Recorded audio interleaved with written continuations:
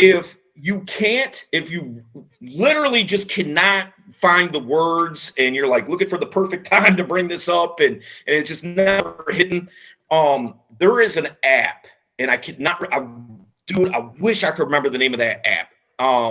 If you Google what I'm talking about, you'll probably find it. But basically what it is so like say me and homegirl, we're both on this app. All right. And it goes through a list of like fetishes and fantasies and things like that.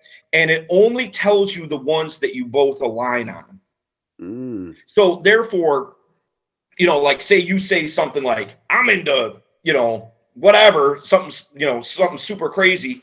And she's not into that. She's not going to know that.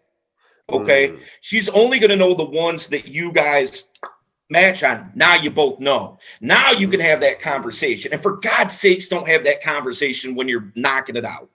Like that's a conversation to not even have in the bedroom. Have that conversation after driving to church. So that's actually a good point. As far as the intimacy issues, is that it starts with communication. And fellas, if you're having an issue with communicating that with your partner, we're here to tell you that it's pretty normal to feel a little bit of nervousness because it's a new territory. You're not sure of how she may react, or and with us men, sometimes we may feel one way about something this week, and the next week it could be totally changed. So most importantly, within the intimacy issues, within dating, relationships, even marriage, is that, communication is key. It starts with that, being honest, being open. I know Jay has mentioned a lot of times being open to if it's a trigger or if it's an issue to where you're not going there. I mean, you got to consider and understand that person's feelings. So just kind of give some in thoughts to this is that intimacy issues are normal. Intimacy issues are something that, if you're single, pretty much you're probably not getting intimacy at all. If you're dating and you're having intimacy issues, it's normal. If you're dating and living with each other, I mean, you're seeing it. Just think about it from a perspective of from a marriage perspective also. It's like you're living with someone. You're seeing that person every day. You know what I mean? So you've got to kind of have that conversation. You know what I mean? No matter how beautiful she is or how attractive she is, no man is having sex with I shouldn't even say that. No man is having sex every 10, 15 minutes to an hour with that same woman all the time. It's just unrealistic. It's that those are the fantasies to where we think about it, and it's like it just doesn't look at a lot of the married couples that have been married 30 plus years. The first thing they tell you is communication. It's not sex. It's not solely just physical intimacy. It's not, because it's going to become a time where you can't perform, where she can't perform. And we've been saying to the fact that if you can't talk to her, if you can't spend time with her, if you guys aren't spending time outside of the bedroom, you've got bigger issues going on.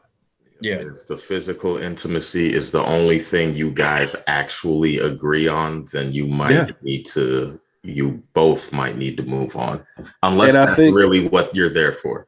And we hear a lot in dating that the physical intimacy is such a higher measure than other aspects of dating and relationships. They value it higher than loyalty.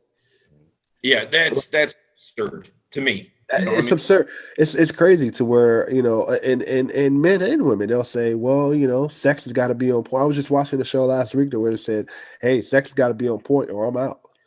And I'm like, yeah. Well, oftentimes, that just boils down to what you just said, communication. Yeah. Like, the thing is, a lot of times, like, okay, so you're married and are you in a relationship, Jay? I just got out of one. Okay. All right. But you've been in a long-term relationship, I take it. Yeah. Mm-hmm. Okay. Does is the sex the first time that you have. What about you, Dale? Are you married in a relationship? I am. It'll be 20 years in October. Wow. Yeah. Wow. Congratulations, sir. Oh, we got to talk, man. We got to talk. Man, so I got to take notes. I'm in year one. I look a little bit younger than I am. All right. So no doubt, man. No doubt, man. But the thing is, shit, lost my train of thought. But what I was going to say is, was the first time you knocked it out the best time that you ever had sexually with her? Nope. No. Of course not. But I will say this, and I say this to our brothers. It's not the best time, but it's the most romantic and different time. That's the difference. It's the most like. That's not my experience. I'm not saying that I'm not saying I don't believe you. I'm just saying that's not my experience. I feel like for me, it was a better connection. Okay. For me. All right. Yeah. And that's cool. That's dope.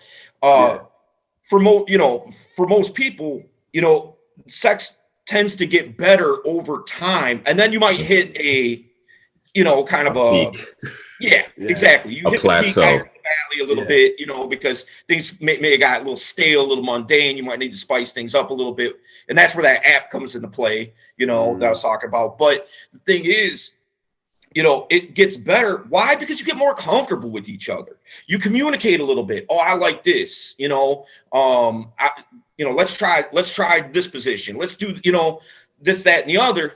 And it tends to get better because you're more open with each other. You feel more comfortable in each other's presence. And, yeah.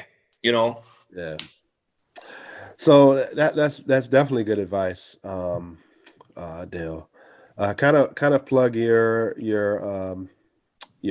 modern valor dating. All right, your events, your all that YouTube. Give the people so